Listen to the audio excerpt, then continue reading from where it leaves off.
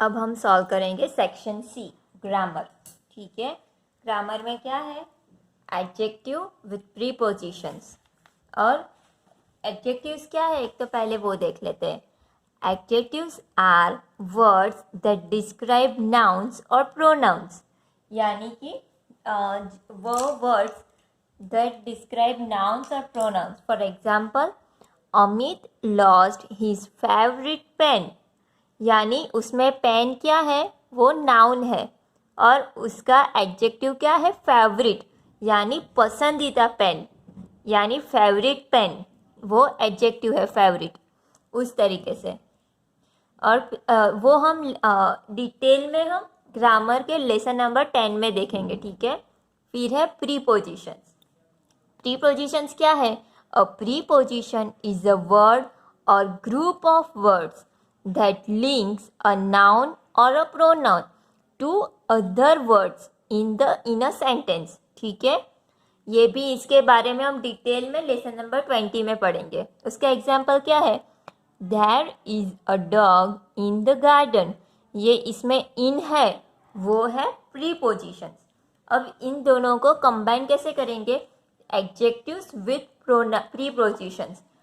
For example, You are being cruel to me। इसमें cruel adjective है और to preposition है। फिर है Goa is famous for its beaches. इसमें फेमस है एडजेक्टिव एंड फॉर है, वो है प्रीपोजिशन। ठीक है, उसके कुछ एग्जाम्पल्स हम देख लेते हैं। जैसे कि king Shibi was famous for kindness and good governance. ठीक है, इसमें फेमस है वो एडजेक्टिव है और फॉर है वो प्रीपोजिशन है, adjective with prepositions. The pigeon was frightened of the falcon. उसमें फ्राइटन्ड एडजेक्टिव है विथ प्रीपोजिशन ऑफ। और एग्जाम्पल देखते हैं। You are being cruel to me। इसमें क्रूअल एडजेक्टिव है with preposition to. You will have a life full of happiness। Full adjective है और of उसका प्रीपोजिशन है। ठीक है, The table below shows some adjectives that are used with prepositions। For example, afraid of, jealous of, tired of, full of। उसका example क्या है? We should not be jealous of successful people। जो successful people होते हैं उनसे हमें जलना नहीं चाहिए। फिर आगे है kind to, cruel to, similar to and thankful to. उसका एग्जाम्पल क्या है? The king scolded the minister who was cruel to the servant. Cruel adjective है एंड टू है, वो है हमारा प्रीपोजिशन। फिर आगे है angry with and happy with. Grandfather was angry with the cat for breaking the jar. वो गुस्सा हो गए बिल्ली से, उस तरीके से। Famous for and responsible for. Who is responsible for this mess asked my aunt. Responsible यानी जवाबदार।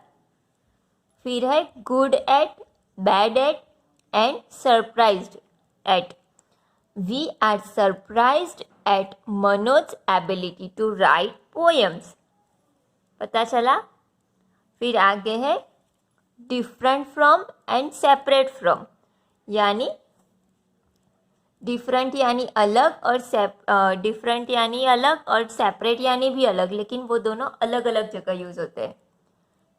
Keep your text book separate from the story books.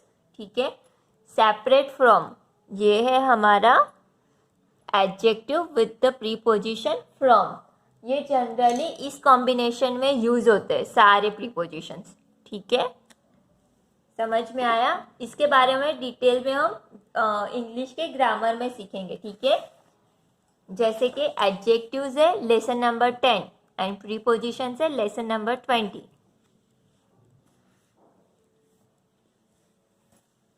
अभी आगे हम देखेंगे एक्सरसाइज C1। ठीक है, एक्सरसाइज C1 क्या कह रहा है?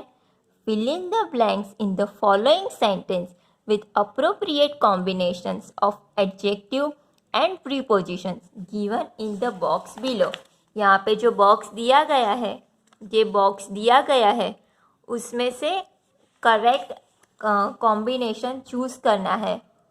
Take the help of the clue given in brackets. Refer to the table above if you have a doubt. ठीक है, समझ में आया कि ये ब्रैकेट में जो आंसर दिए ये एक्चुअल आंसर नहीं है, लेकिन फियर है तो उसके रिलेटेड कोई भी इसमें से आएगा। जो यहाँ पे बॉक्स में ऑलरेडी आंसर दिया गया है। ठीक है, पहले तो हम यहाँ पे लिख लेते हैं फेमस फॉर काइंड टू। कौन से आंसर्स दिए गए हैं? फेमस फॉर, फिर है काइंड टू, फिर है फुल ऑफ गुड एट,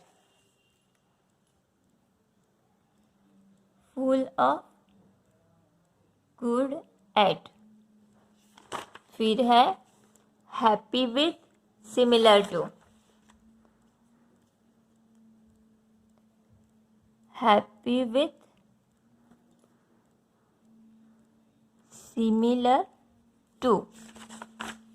फिर कौन से है? डिफरेंट फ्रॉम, थैंकफुल टू,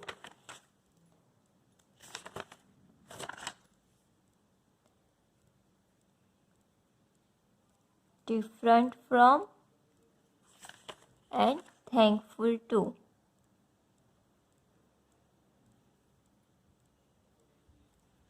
फिर है afraid of and tired of।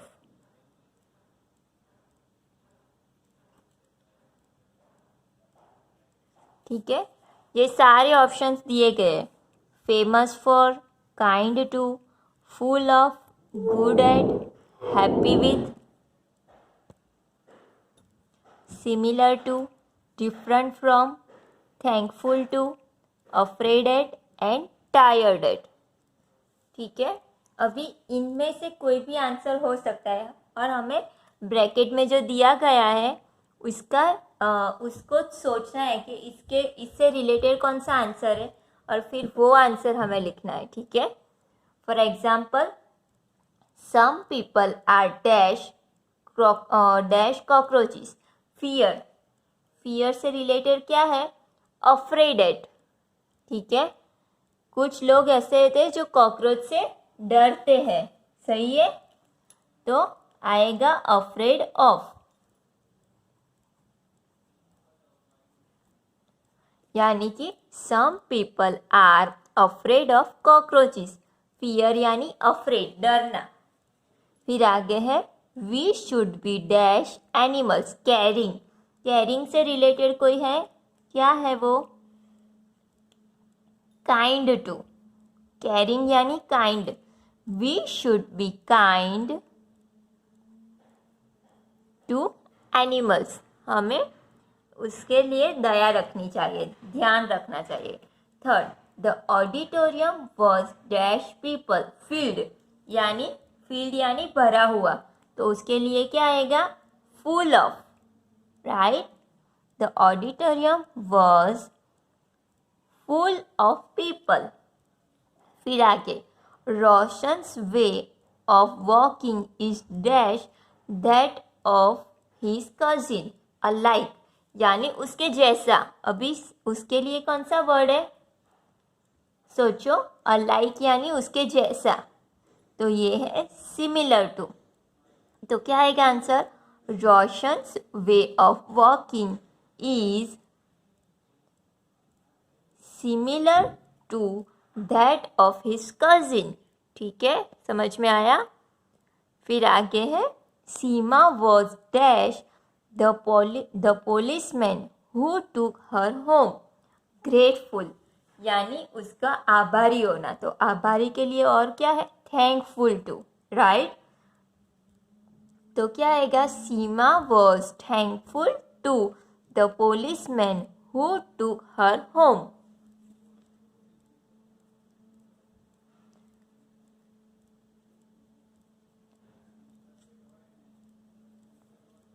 पता चल रहा है? Very good. अभी हम देखेंगे next. Is a pigeon dash a dove, यानी उसमें आंसर कैसा आएगा, नॉट अलाइक। नॉट अलाइक यानी उसके जैसा नहीं, ठीक है। तो उसमें आंसर क्या आएगा, अलग है, यानी उसके लिए है different from. Is a pigeon different from a Dove, question पूछ रहा है, ठीक है। फिर आगे है, Goa is dash it's beaches well known, यानी बहुत फेमस है।